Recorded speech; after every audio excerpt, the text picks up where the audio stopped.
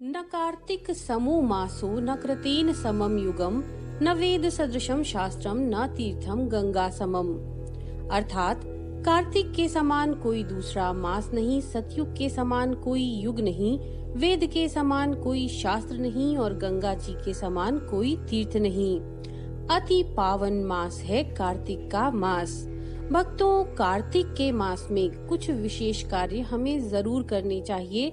तो चलिए अब देख लेते हैं क्या है वे विशेष कार्य जिनसे हमें पुण्य लाभ होगा कार्तिक के महीने में। पहला कार्य है भगवान कृष्ण का पूजन। दोस्तों, भगवान कृष्ण को कार्तिक मास बहुत प्रिय है। कार्तिक मास को इसीलिए मनुष्य के मोक्ष का द्वार भी कहा गया है और ऐसा कहा जाता है कि इस पूरे महीने अगर आप भगवान कृष्ण का विधिवत पूजन अर्चन करते हैं, उनके चरणों में अधिक से अधिक समय देते हैं, तो ऐसा करने पर व्यक्ति के जीवन में सुख शांति आती है और उसे मृत्यु के बाद मोक्ष की प्राप्ति होती है। दूसरा कार्य है दीपदान। दोस्तों, कार्तिक मास में दीप दान करना बहुत ही पुण्यदायक होता है और इस माह में जितना हो सके शुद्ध घी के दिए, तिल के तेल के दियों का आपको दान करना चाहिए। ऐसा करने से अश्वमेघ यज्ञ जितना पुण्य फल प्राप्त होता है।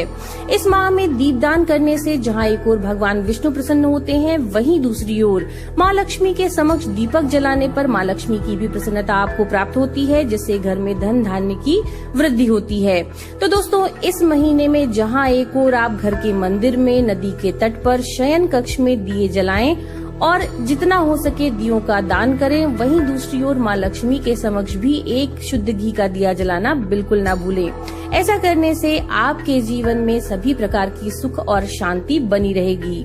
तीसरा उपाय है तुलसी का पूजन। दोस्तों, तुलसी माता का पूजन करना इस महीने में बहुत ही पुण्यदायक माना जाता है। यद्यपि तुलसी का पूजन और सेवन करने से वैसे भी घर में हमेशा सुख शांति बनी रहती है और माँ तुलसी की कृपा से आपके घर से नकारात्मक शक्ति दूर रहती है।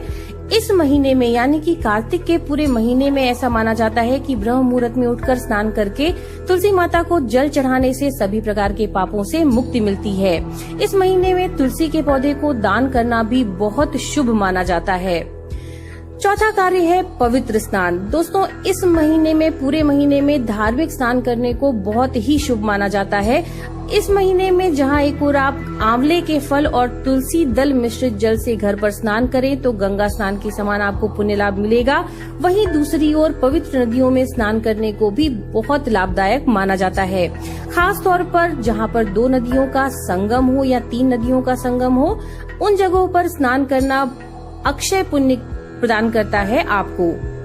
पांचवा कार्य है भूमि शयन। कार्तिक माह का समय भूमि से जुड़ा हुआ है। इस पूरे महीने में भूमि पर शयन को बहुत महत्वपूर्ण माना जाता है और कहते हैं कि जो भी व्यक्ति कार्तिक के पूरे महीने में भूमि पर सोता है, उसके जीवन से विलासिता दूर होती है और सादगी का आगमन होता है। साथ ही साथ सेहत और मानसिक विकारों को दूर करने के लिए भी इस महीने में भूमि शयन को बहुत उत्तम माना जाता है। छठवां कार्य है संयम। संयम बनाए रखना इस महीने बहुत जरूरी होता है। कार्तिक मास में ब्रह्मचर्य का पालन तो बहुत ही आवश्यक बताया गया है और ऐसा माना जाता है कि यदि आप ब्रह्मचर्य का पालन नहीं करते हैं तो आप पे दोष लगता है, जिससे अशुभ फलों की प्राप्ति होती है। वहीं दूसरी ओर जो कार्तिक मास का व्रत कर रहे हैं, उन्हें चाहिए कि वो पूर्णतः संयम को बनाए रखें, तपस्वियों के समान व्यवहार करें, अर्थात कम बोलें, किसी की निंदा, वाद विवाद आदि में न पड़े, मन में पूर्णतः संयम को बनाए रखें।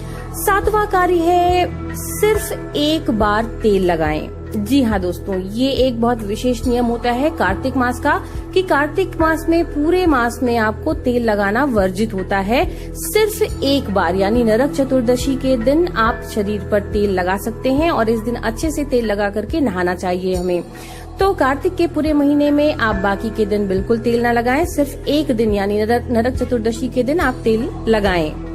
आठवां कार्य है भोजन के निषेध पदार्थों का ध्यान रखें। दोस्तों, कार्तिक के महीने में द्विदलहन अर्थात उड़द, मूंग, मसूर, चना, मटर, राई वर्जित होती है पूर्णतः भोजन में, तो इनका प्रयोग बिल्कुल ना करें। वहीं दूसरी ओर फूल गोभी खाना और तंबाकू खाना, इनको खाना गौमांस खाने के बराबर माना जाता है। इसके अतिरिक्त मेहंदी का प्रयोग भी पूरे कार्तिक मास में वर्जित माना जाता है, तो इन चीजों का प्रयोग आप बिल्कुल ना करें, इस बात का जरूर ध्यान रखें। श्री हरि की सेवा में मन लगाए रखें। हम आशा करते हैं ये जानकारी आपके लिए उपयोगी होगी। नमो नारायण।